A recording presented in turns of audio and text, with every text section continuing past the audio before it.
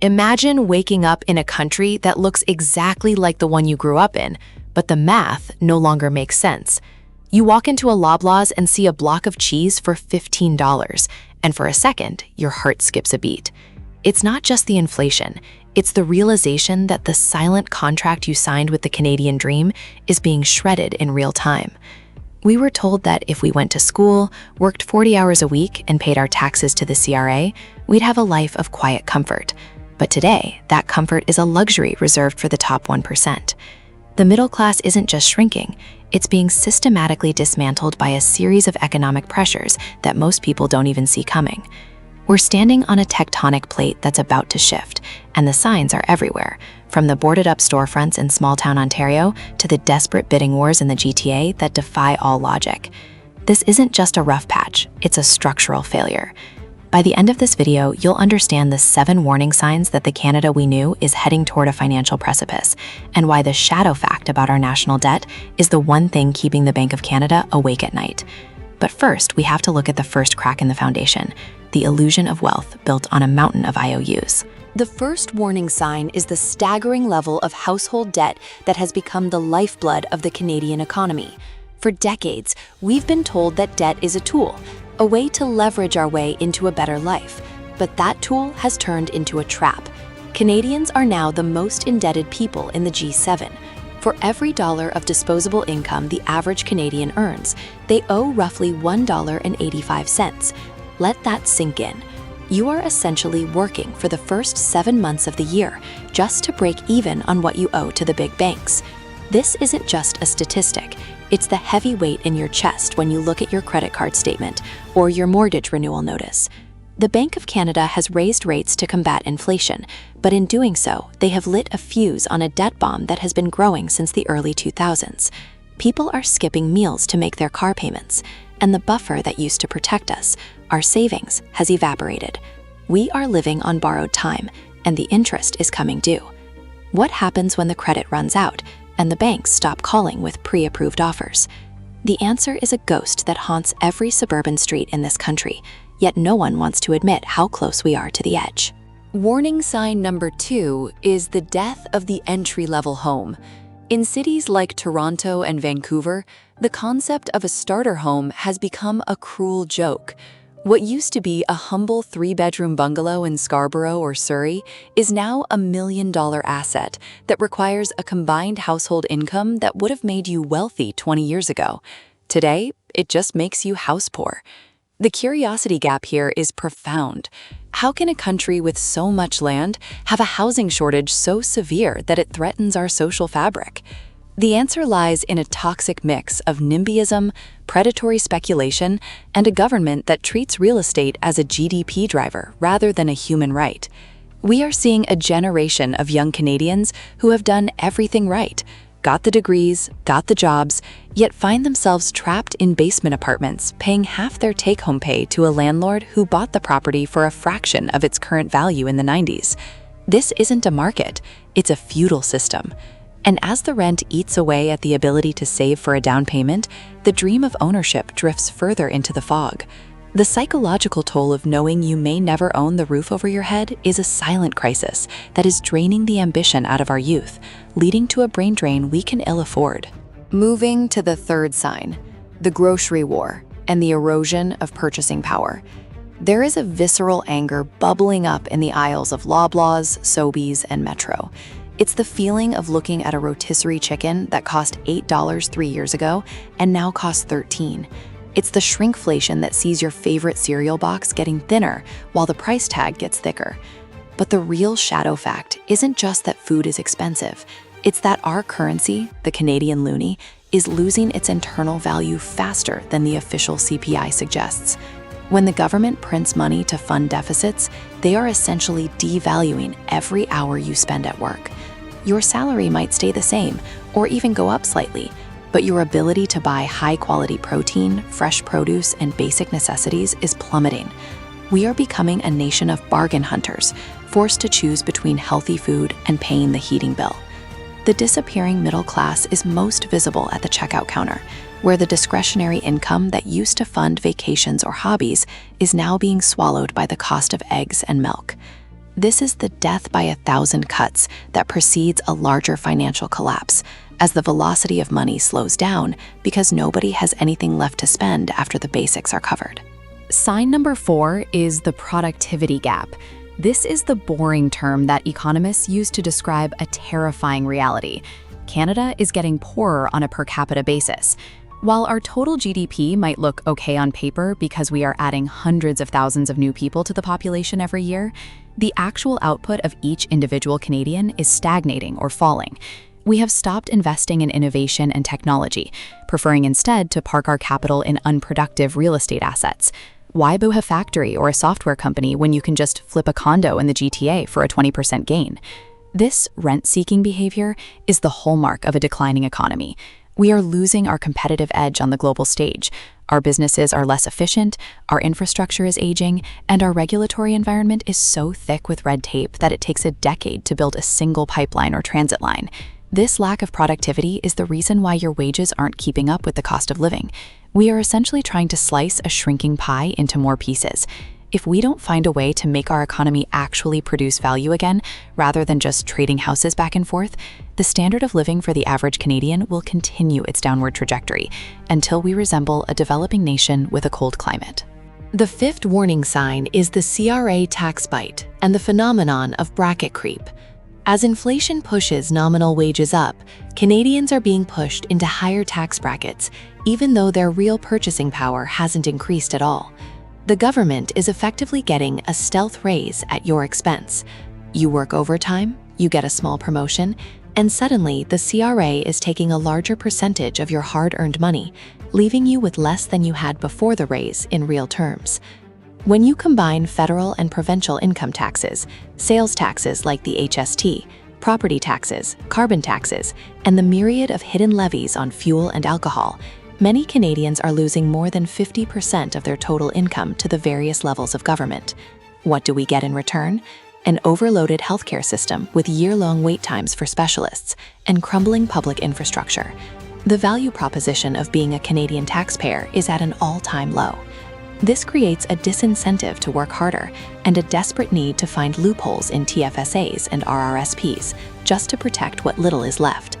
The feeling of being milked by a government that spends recklessly while you struggle to pay for your child's hockey equipment is a primary driver of the current national malaise. It's a sign that the social contract is broken. Sign number 6 is the demographic cliff and the immigration paradox. Canada has embarked on a massive experiment in rapid population growth, bringing in record numbers of newcomers to fill labor shortages and support an aging population.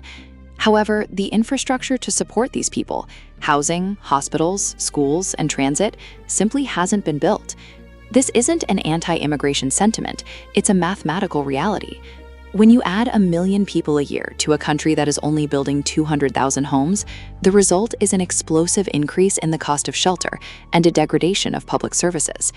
This creates a race to the bottom for low-wage jobs, suppressing wage growth for those already here while putting immense pressure on the social safety net. Newcomers are often sold a dream of Canadian prosperity, only to arrive and find they are living in crowded basements, working 3 survival jobs just to stay afloat.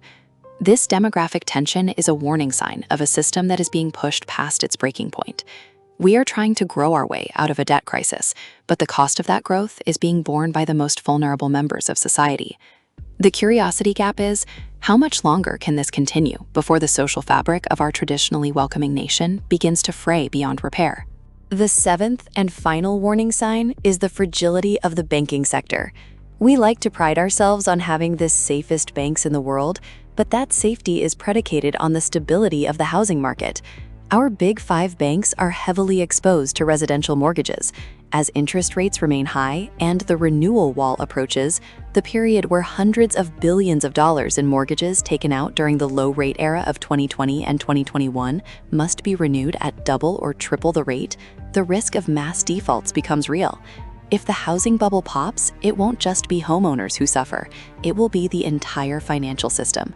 We've already seen the banks increasing their provisions for credit losses, a polite way of saying they expect a lot of people to stop paying their bills soon. This is the everything bubble in Canada. When real estate, which makes up an outsized portion of our economy, starts to wobble, the contagion will spread to every other sector. The curiosity gap here is whether the government will attempt another massive bailout, further devaluing our currency, or let the system crash to clear out the rot. Either way, the pain will be visceral, and the Canada that emerges on the other side will look fundamentally different from the one we know today. The music is stopping, and there aren't enough chairs for everyone. Let's talk about the shadow fact that the mainstream media rarely touches: the erosion of the Canadian spirit. For generations, Canadians were known for their stability, their slow and steady approach to life. We weren't flashy like the Americans, but we were secure. That security was our identity. But today, that identity is being replaced by a pervasive sense of anxiety.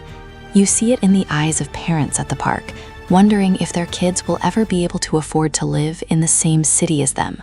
You see it in the frantic way people talk about their side hustles and their crypto investments. We've become a nation of gamblers because the traditional path of hard work and saving no longer leads to the middle class. This psychological shift is a precursor to economic instability. When a population loses faith in the future, they stop making long-term investments. They stop starting families. They stop taking risks. We are seeing a quiet withdrawal from the Canadian dream. People are moving to the US, to Europe, or even back to their countries of origin, seeking the stability that Canada used to offer. This human capital flight is perhaps the most dangerous sign of all, because once the talent leaves, the economy loses its engine. We are left with a hollowed-out shell, a country that is essentially a giant real estate REIT with a flag. The emotional pain of this loss is something every Canadian feels, even if they can't quite put it into words.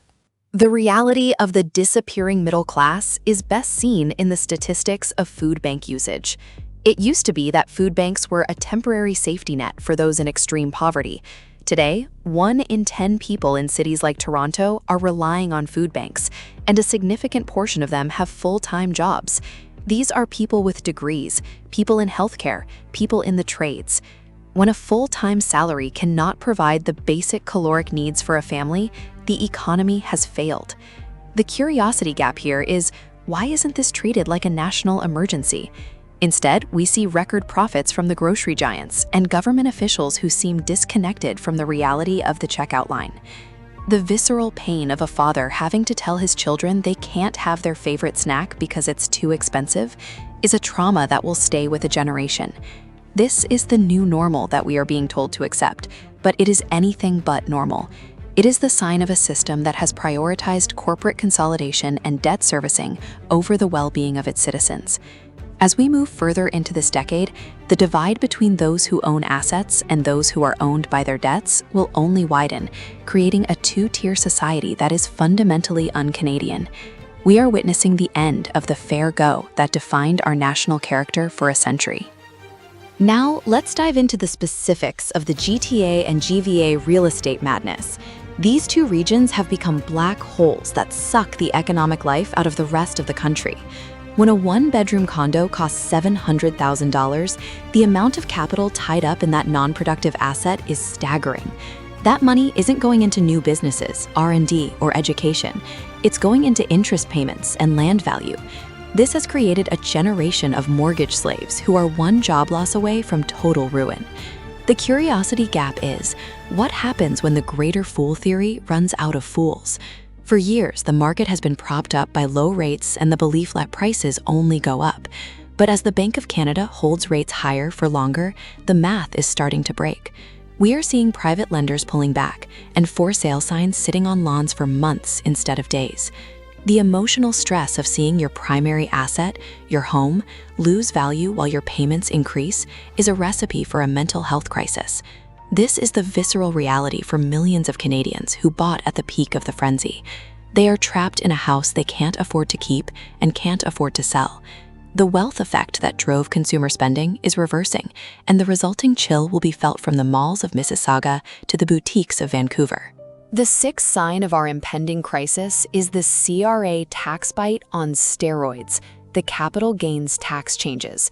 In a desperate attempt to fill the treasury, the government has increased the inclusion rate on capital gains, targeting what they call the wealthy. But in reality, this hits small business owners, doctors, and anyone who has spent decades building a nest egg outside of their primary residence. It's a direct attack on the very people we need to grow the economy. When you penalize success and investment, you get less of it. The curiosity gap here is, where is all this tax money going? Despite record tax hauls, our services are failing. This suggests a massive inefficiency in government spending, a leaky bucket where your hard-earned dollars disappear into bureaucracy and interest on the national debt. The visceral feeling of being a tax cow for the state is driving the most productive members of our society to look for the exit. We are seeing an exodus of doctors and engineers to the United States, where the tax bite is smaller and the opportunity pie is larger. This brain drain is a leading indicator of a country in decline. We are sacrificing our future prosperity for short-term political survival, and the bill for this decision will be paid by our children in the form of a stagnant, uncompetitive economy with no way out. Let's look at the 8th sign, the infrastructure deficit. Walk through any major Canadian city and you'll see the signs of a country that stopped building for the future 30 years ago. Our transit systems are overcrowded and unreliable. Our highways are permanent parking lots, and our power grids are struggling to keep up with demand. We have prioritized social spending over capital investment for decades, and the chickens are coming home to roost. The curiosity gap is, how can a nation with so much wealth have such a third-world experience in its public spaces? The emotional pain of spending 2 hours a day commuting in a crowded GO train or stuck on the 401 is a hidden tax on our time and our sanity.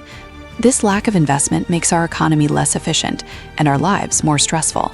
It's a sign that the government has lost the ability to execute on long-term projects, mired in endless consultations and environmental assessments, while the world passes us by. We are becoming a country that is all talk and no action, a place where it's easier to block a project than to build one. This paralysis is a warning sign of a stagnant society that has lost its way, and the financial consequences of this inefficiency are adding up to a massive invisible debt that our economy can no longer carry. Scene 14 focuses on the shadow fact of the energy sector. Canada sits on some of the largest energy reserves on the planet, yet we have made it almost impossible to get our resources to market. This self-inflicted wound has cost our economy hundreds of billions of dollars in lost revenue. Instead of using our natural resources to fund a sovereign wealth fund like Norway, we have tied our own hands with regulatory uncertainty. The visceral pain here is felt most acutely in the West, but the entire country suffers from the lost tax revenue and high-paying jobs. The curiosity gap is, why would a country choose to be poor when it sits on so much wealth? The answer is an ideological divide that has paralyzed our national energy policy. As a result, we import oil from regimes with lower environmental standards, while our own projects sit in limbo. This incoherence is a sign of a nation that has lost its pragmatic edge. Without a strong energy sector to drive exports and support the dollar, we are increasingly reliant on the housing bubble to keep our GDP afloat. This is an incredibly dangerous position to be in, as it leaves us vulnerable to global commodity price swings without the infrastructure to capitalize on the upside. We are a resource superpower that behaves like a resource-poor nation. As we approach the final warning signs, we must discuss the retail apocalypse on Canadian high streets. It's not just the big boxes, it's the local shops that have been the heart of our communities for decades. High commercial rents, rising labor costs, and a consumer base that is tapped out are creating a perfect storm for small businesses. The visceral feeling of walking past yet another for lease sign in a neighborhood that used to be vibrant is a sign of economic decay. These small businesses are the largest employers in the country, and as they fail, the middle class loses its backbone. The curiosity gap is, what happens to the character of Canada when every town looks like a collection of the same 5 corporate franchises? We are losing our local entrepreneurship to a system that favors massive corporations with the scale to weather the storm. This consolidation of wealth and power is a classic sign of a late-stage financial crisis, where the big get bigger and the small are wiped out. The loss of these businesses isn't just an economic statistic. It's the loss of the social fabric that binds us together. It's the loss of the mom-and-pop shop where you knew the owner's name, replaced by a self-checkout kiosk in a giant warehouse. This alienation is a silent contributor to the national feeling of never getting ahead. The 16th sign is the education income mismatch. We have one of the most educated populations in the world, yet our young people are working jobs that don't require their degrees and don't pay enough to cover their student loans. This over-education and underemployment is a sign of a misaligned economy. We are producing thousands of graduates in fields with no jobs, while our trades are desperate for workers. The visceral pain of a master's degree holder working as a barista at Starbucks is a uniquely Canadian tragedy. The curiosity gap is, why are we still pushing this same university at all costs narrative when the ROI has clearly collapsed?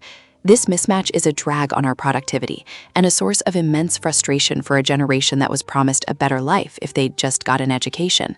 They followed the rules, they took on the debt, and now they are stuck in a gig economy that offers no stability and no path to the middle class. This broken promise is fueling a sense of resentment that could have long-term political and social consequences. We are wasting our most valuable resource, our people, by failing to provide an economy that can utilize their skills. This is a structural failure that will take decades to fix, even if we started today. Sign 17, the healthcare collapse. We were raised to believe that our healthcare system was the jewel in the Canadian crown. But today, that crown is tarnished.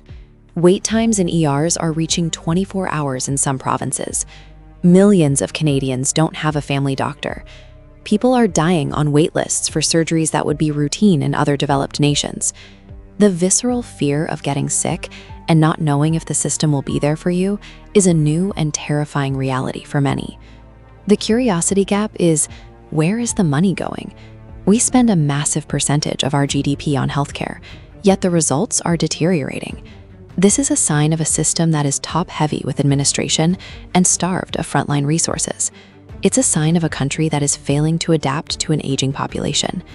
The emotional toll on healthcare workers, the nurses and doctors who are burnt out and leaving the profession, is the final warning.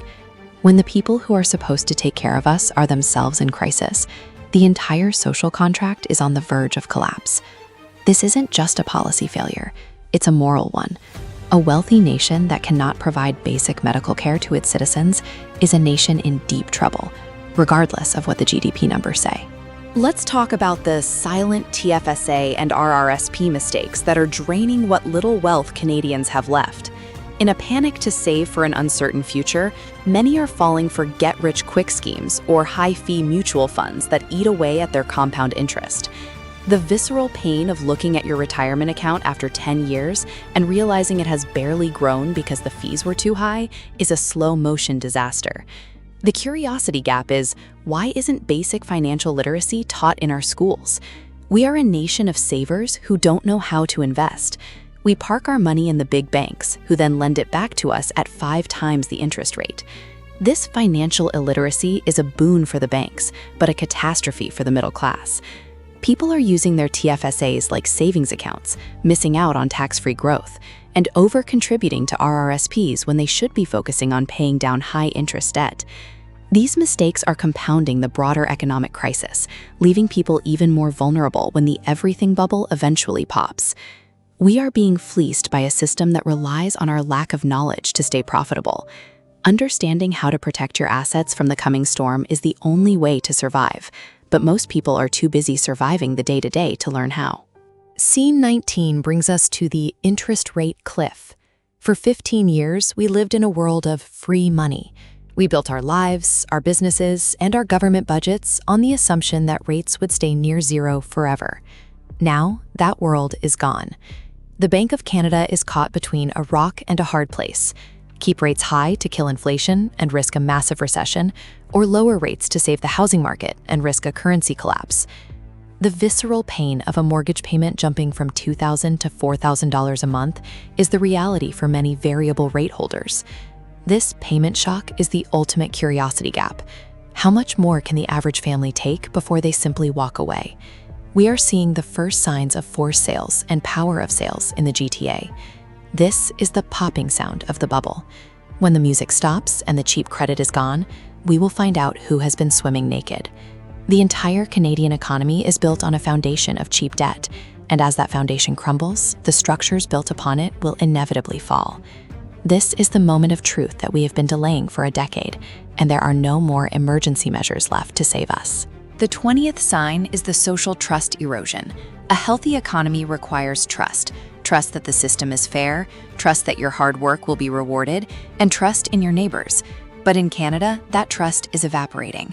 We see it in the rising crime rates, the political polarization, and the general sense of every man for himself.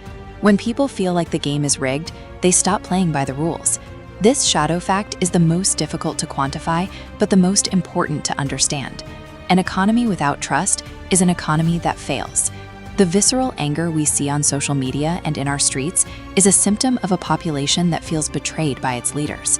The curiosity gap is, can we rebuild this trust, or have we passed the point of no return? As the middle class disappears, the shared values that once held us together are being replaced by tribalism and resentment.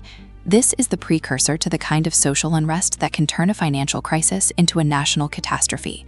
We are at a crossroads, and the path we choose will determine whether Canada remains a stable, prosperous nation or becomes a cautionary tale of how a great country can be dismantled from within by neglect and greed. As we reach the conclusion, we have to ask, what can you do? The first step is to stop believing the great Canadian lie. Stop believing that the government or the banks will save you. They are the ones who created this mess. You must take control of your own financial destiny.